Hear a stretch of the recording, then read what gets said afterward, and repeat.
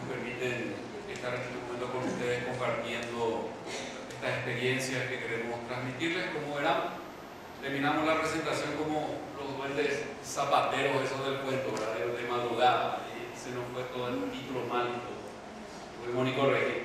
Pero bueno, el estudio todavía está en fase final de edición, así que seguramente vamos a tener una visión más revisada, una versión más revisada de este estudio, pero lo esencial ya está aquí y lo vamos a compartir rápidamente con ustedes.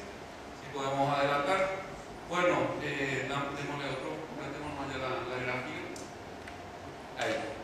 Esta historia del cooperativismo agrario en Paraguay empieza hace 90 años más o menos, en la década de los 20 del siglo pasado, fundamentalmente con la inmigración de gente de origen europeo, algunos con un sesgo religioso fuerte, otros de otros países, pero en común lo que tenían era, eran todos emprendimientos con un enfoque colonizador. O sea, de entrada fueron grupos humanos que su objetivo fundamental era el desarrollo de áreas remotas, sobre la base de la autogestión y la no dependencia de factores externos, sea políticos o económicos. Entonces, si hay un aporte en ese momento del Estado, es fundamentalmente un marco jurídico que establece como una política de interés nacional una política de colonización, de apertura de nuevas áreas para incorporarlas a la producción. Adelante, por favor.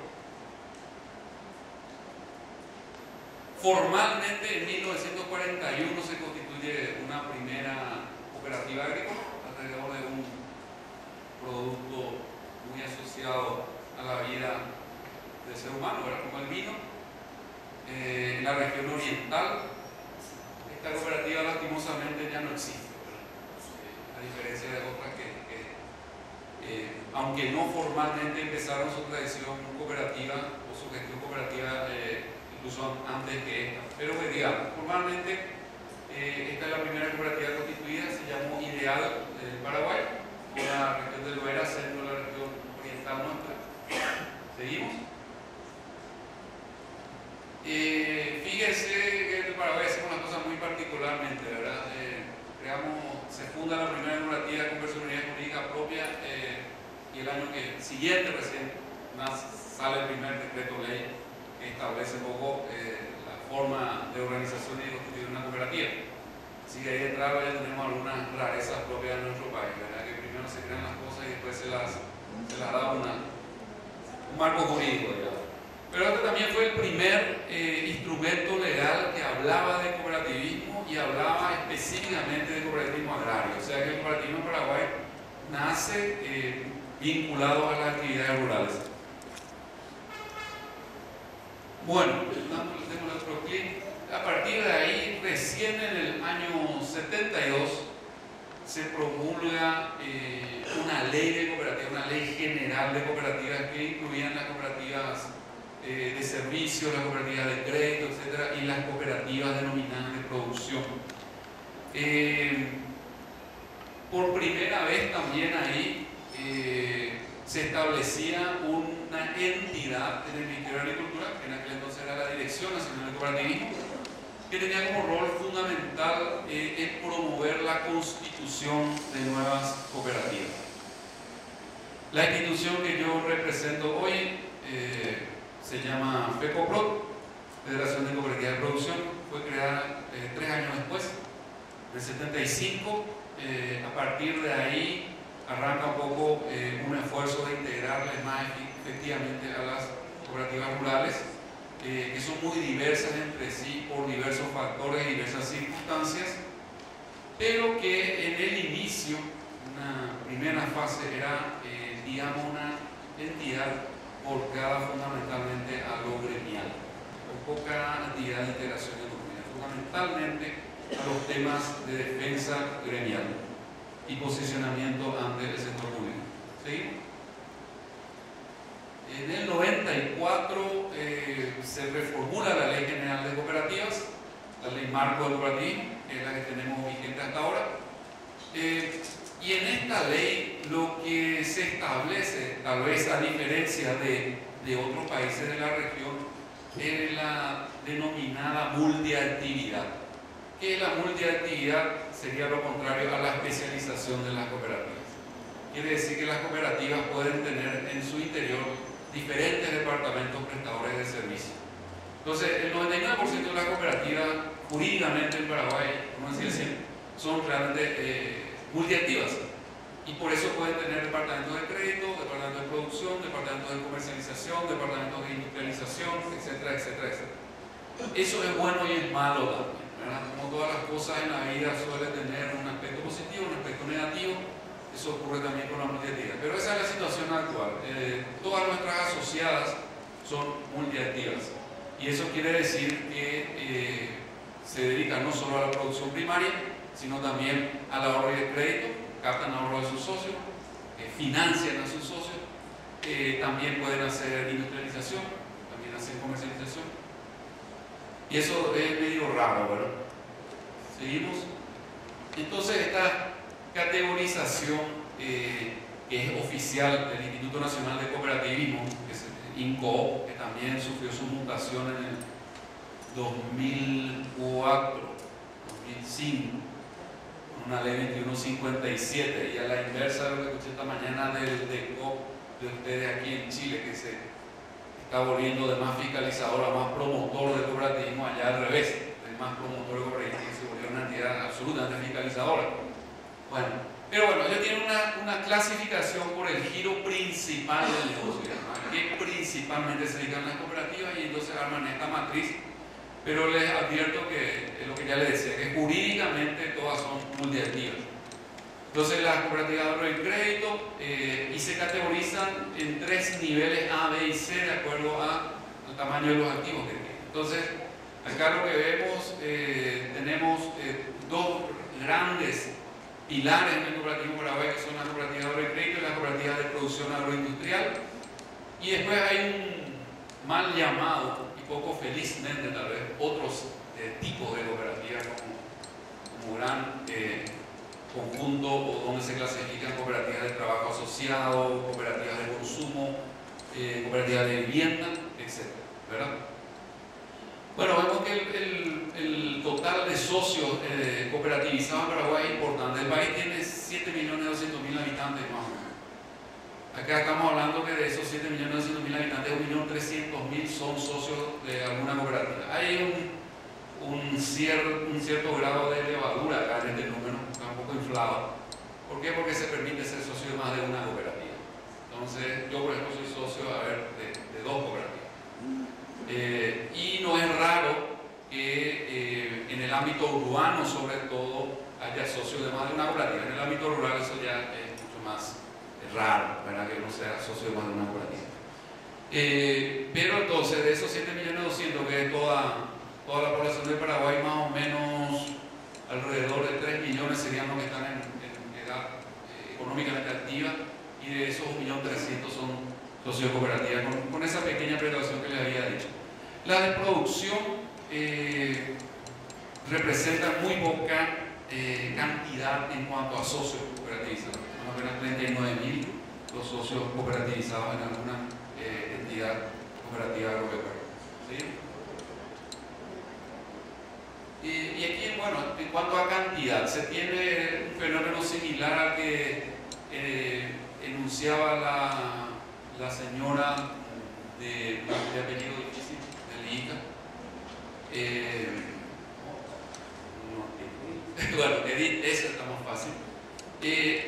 Aparecen muchas cooperativas, ¿no? En 184 aparecen muchas cooperativas, pero en realidad nosotros tenemos percepción y evidencia de que cerca de 500 son las que funcionan, y de esas 500 serían unas 350 a 400 ahorro de crédito y no más de 100 las de producción, no más de 100.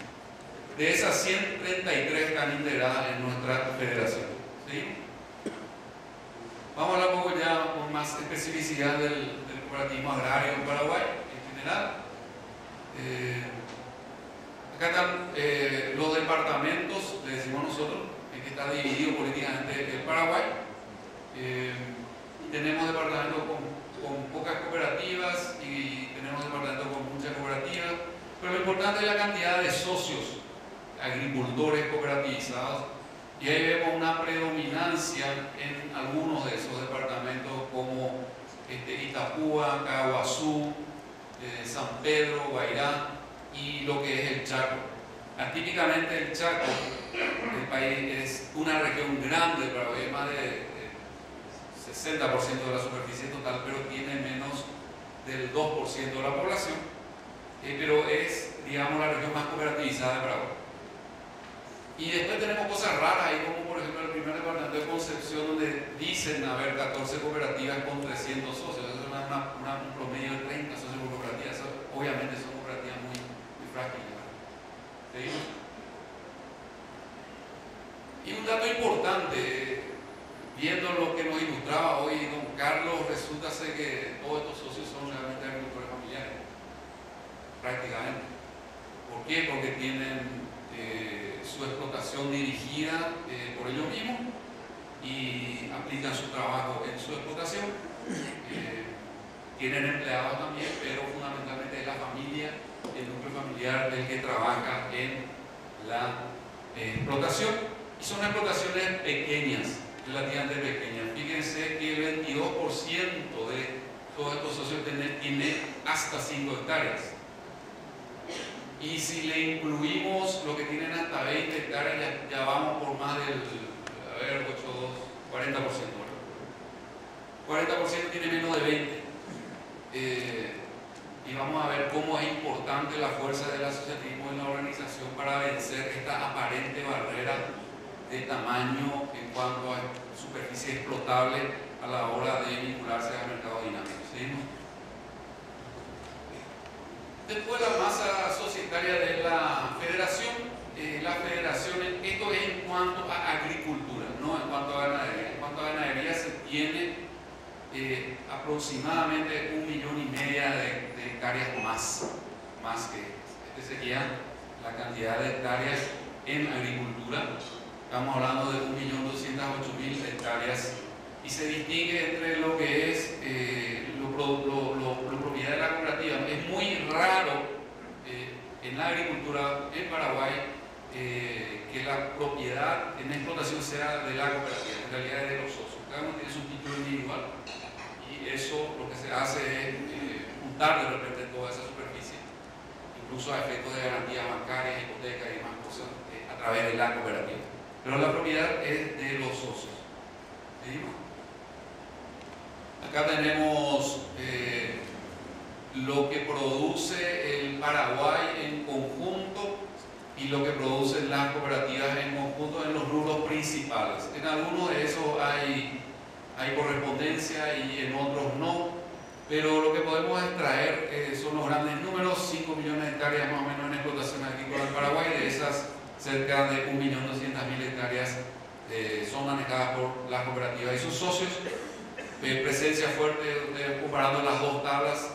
Después ven en soja, en trigo, en maíz, algo de canola, y bueno, y por ahí nos vamos quedando. También hay mucha superficie boscosa, más o menos el 30% sigue siendo superficie boscosa. ¿Sí? ¿Cómo estamos en relación a activos totales? Bueno, nosotros tenemos en Paraguay la ventaja que somos todos millonarios, ¿verdad? Tenemos una unidad monetaria en la cual tiene muchos ceros. Ya no hay gente que no gane menos de 1 millón de guaraníes, no de dólares, ¿verdad? Pero bueno, esto que ustedes ven acá, si lo dividen entre 4.500, le va a dar una expresión en dólares. Yo ya hice el calculito en la hora del almuerzo. Nos da más o menos 1,6 billones de dólares. El activo total de estas cooperativas. ¿Sí? Tiene mucha presencia comercial. O sea, es muy fuerte el tema de la venta. Eso es un tema que va a ser recurrente seguramente en lo que reste de la jornada y mañana. Estamos hablando de cerca de 2 billones de dólares en anual. Y una participación, este cuadrito está falseado y le voy a explicar por qué. En las exportaciones está subvalorado. ¿Por qué? Porque el canal de comercialización para exportación de los granos, que es uno de los grandes pilares del sistema, pasa por las multinacionales. Ese es un problema. Desde el año que viene, 2013, estamos formulando un plan para tratar de empezar a atenuar esa dependencia. Si corregimos eso en el rubro 10, el capítulo arancelario de cereales, nuestra participación es de más o menos ahí del 40%. Estamos hablando que nosotros de esos 600 millones de dólares en exportaciones de grano participamos con cerca de 240 millones de dólares. Y con eso el índice general se duplica, pasaría a ser el 8% del valor total de las exportaciones. Y el otro gran pilar son las carnes y derivados y los lácteos y derivados, o sea, lo que tiene que ver con ganadería bovina mayor, ¿verdad? Donde se tiene en carne 22% de participación y esperemos que en poco tiempo otra vez podamos abastecer este mercado acá en Chile. Se nos escapó hace un año por temas de sanitación, pero que bueno, ya fueron ahora las auditorías y esperemos que eso salga muy bien. Y en lácteos, el resto relativamente ya valores más pequeños, pero igual una participación importante en las exportaciones y una participación total estimada en el Producto Interno Bruto Nacional del orden del 10%. Es uno de los índices de participación cooperativa agrícola o de cooperativismo agrícola más altos en Latinoamérica. Y creo que también a nivel internacional, mundial, podría ser uno de los más altos. Bueno, vamos a describir rápidamente algunas cadenas. Ahí usted tiene la de la carne, ya hablamos de eso. Y tengamos en cuenta que estamos hablando de productores que en promedio estarían por el orden de las 100 hectáreas, que para la ganadería es bastante poco. Pero bueno, tenemos esas cantidades y tenemos más estructurada la cadena acá, verticalmente, porque se llega hasta el consumidor final. Se llega hasta el consumidor final porque se procesa, se faena, se empaqueta, se congela todo. A través de 3 frigoríficos que tienen la cooperativa del sistema. ¿Sí? ¿Seguimos? El 80% de la producción se destina a exportación. Eso en los buenos tiempos, ¿no? Los últimos años por más. Así que estamos queriendo retomar eso a partir del año que viene. Pero ahí tiene usted un frigorífico en el medio del Chaco que faena unas 700 cabezas por día. ¿Sí? En el sector lácteo, desde los años 70 las cooperativas empezaron a incidir fuertemente en el sector lácteo. La primera planta de tratamiento de leche larga vida, la UHT, fue cooperativa. Y a partir de ahí empieza una tradición y un posicionamiento, incluso a nivel del consumidor local, sobre la calidad del producto cooperativo. Estamos por los 700 millones a 800 millones de litros año. Y se procesa, lo que se procesa en planta láctea es más o menos el 80% de lo que se produce en todo el país. O sea, de lo que entra para procesamiento en las diferentes plantas lácteas, el 80% lo hace en plantas cooperativas. ¿Seguimos? Ustedes ven ahí las 4 primeras empresas son cooperativas: la Holanda, la Chortizer, la Colonia Unida y la Coop. Y si sumamos el 36 más el 33 más el 8 más el 7, llegamos al 84%. Entonces el 84% de la leche procesada en el Paraguay se procesa y se comercializa a través de las cooperativas. ¿Sí? Bueno, pasemos un poco a lo que es la agricultura familiar. Si queremos segmentar este universo de pequeños agricultores en 2 grupos, los cooperativizados y los no cooperativizados tal vez. Pero vemos que tenemos unas 280.000 fincas. Acá estos números coinciden con lo que ya presentó don Carlos, felizmente, porque tendríamos un problema si no, ¿no?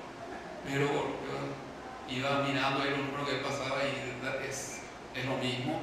Hablamos de una superficie promedio de 6.4 hectáreas para un tamaño medio de familia de 4 y una edad promedio de productor relativamente alta para lo que es el promedio de edad en Paraguay. Paraguay es el país de Sudamérica con la proporción de población joven más alta.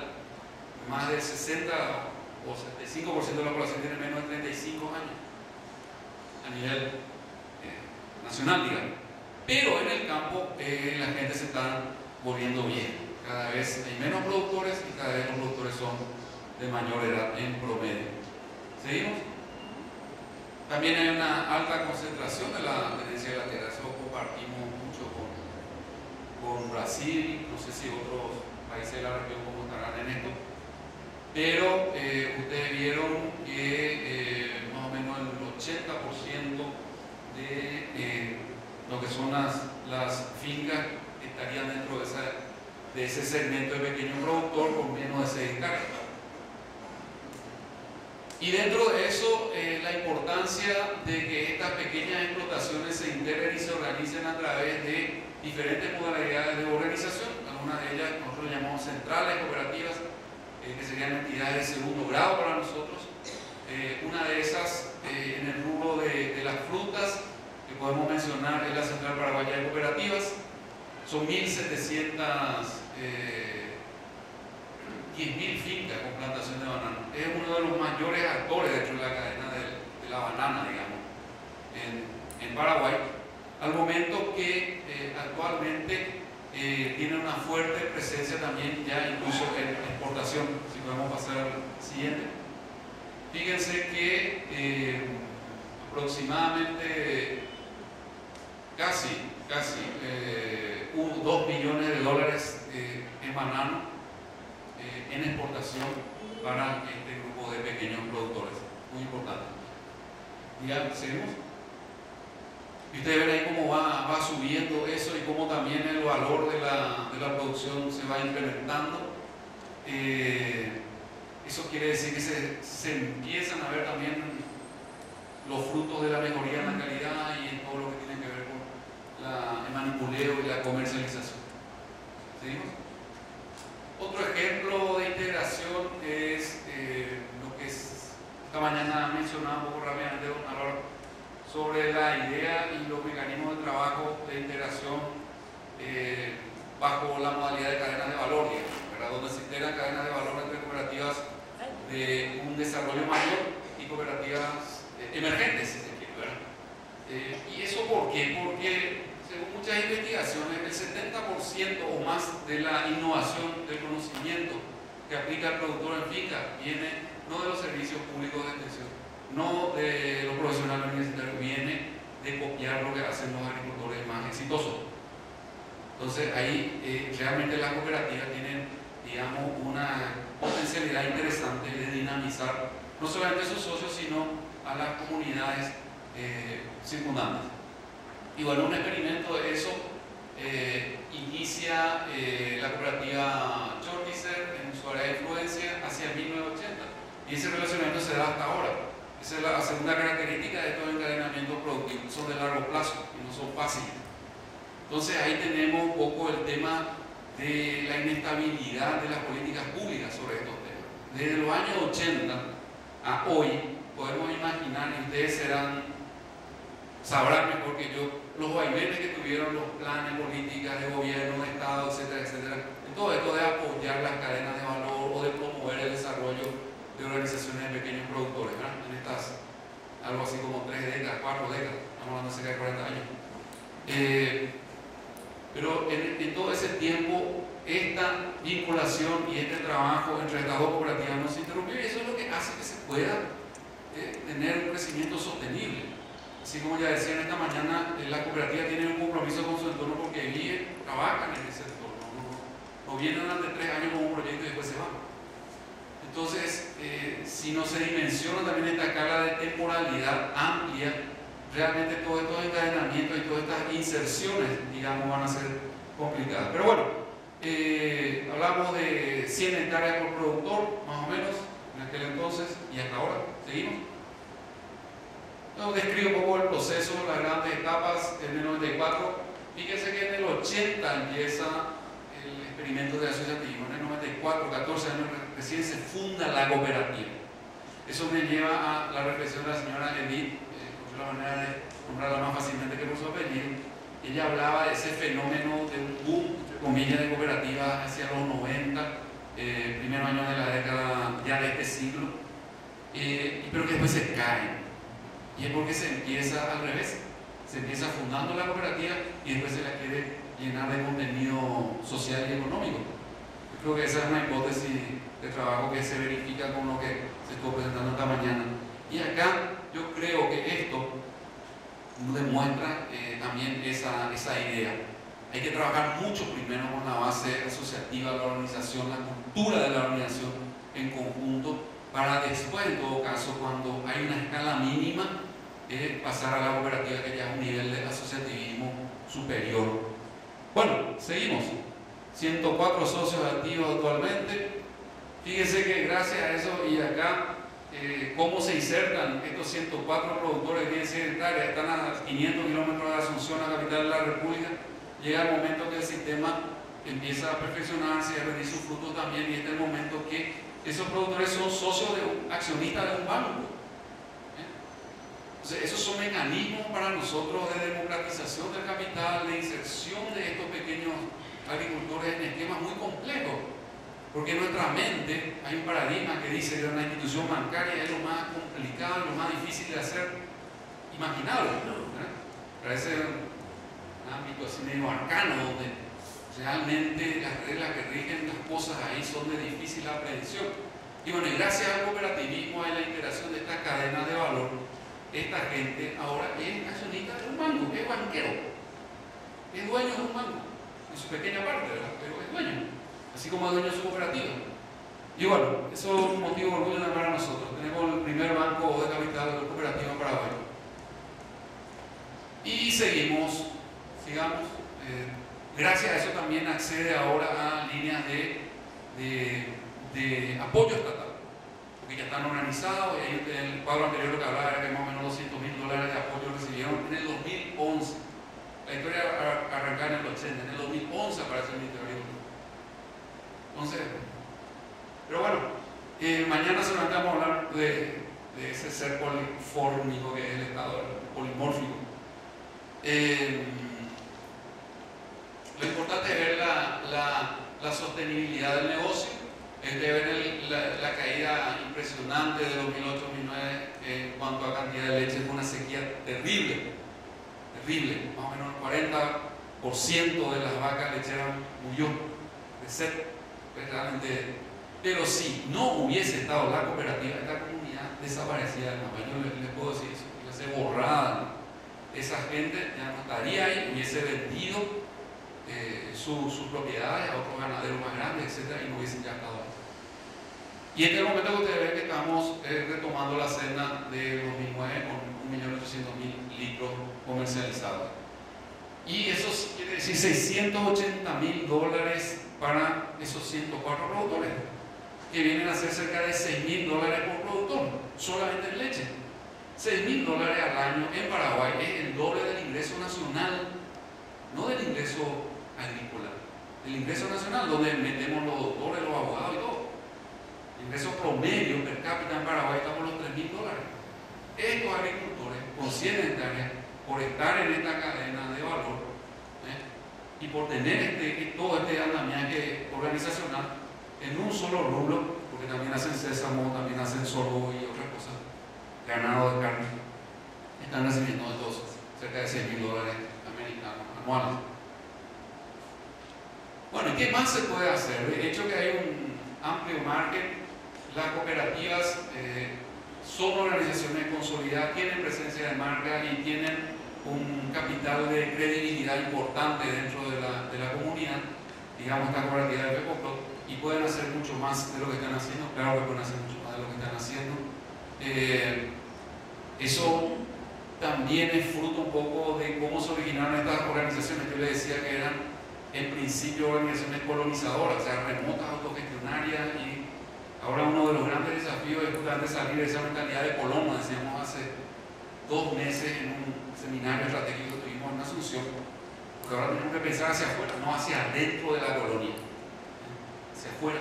Tenemos que insertarnos e insertar a más gente, pero hay un expertise ya adquirido en gestión, en organización y también, digamos, una posibilidad de apalancar a estas organizaciones más pequeñas en la medida que eso pueda ser posible. ¿Seguimos? Se puede pensar en unos esquemas de formación de adultos muy interesantes sobre la base de las pasantías técnicas. Es decir, yo puedo enviar a un joven de una de estas organizaciones a que estudie administración de empresas en Asunción o que vaya a una de estas cooperativas y esté un mes con el gerente de comercialización de la cooperativa. Yo creo que va a ser más eficaz y mejor para estas personas ese proceso de aprendizaje. ¿Seguimos? Y por el lado de la agricultura familiar hay un gran potencial de desarrollo que va desde complementaciones de determinados rubros hasta meterse en los rubros grandes, que estamos hablando entre comillas de grano y de lácteos y de carne también, o a cuestiones más artesanales como esta camisa que estoy luciendo. Vean, esto por ejemplo viene de una cooperativa de artesanas, ¿verdad? Y es mi criterio tejido muy fino, ¿verdad? Después les puedo dar más detalles. Pero que no hubiese tampoco podido ser susceptible de desarrollo si no hubiese habido esa complementación entre cooperativas que están en otros rubros y gente que tiene esta habilidad y estas capacidades. Es decir, hay mucho al interior de estas organizaciones y habría que agotar primero el repertorio de lo que uno tiene antes de que darle mucha vuelta a lo que le falta, porque se va a encontrar con la sorpresa de que tienen muchas más cosas de las que se imaginan, probablemente. Eso por lo menos en el Paraguay. Así que, dado un mínimo de condiciones y de preparación de estas personas y de fortalecimiento de sus organizaciones, la posibilidad de encadenarlos en varias líneas para que se generen efectos más amplios, creo que es algo que está ahí a la vuelta de la esquina. ¿Sí? Eso es lo que decimos. Creo que los factores limitantes ya han sido más que enunciados y nos vamos a traer un catálogo de autolamentaciones, digamos, de lamentaciones aquí. Hay muchos problemas, pero ninguno de ellos es insuperable. ¿Seguimos? Bueno, y yo lo dejaría hasta ahí, si les parece, porque las relaciones con el Estado que vienen acá unas 12 láminas es justo el tema de mañana. Así que, si les parece, hasta ahí vamos por la caracterización de lo que es el cooperativismo agrario, la agricultura familiar muy someramente y las potencialidades de desarrollo y complementación que existen entre ambos sectores. Muchas gracias.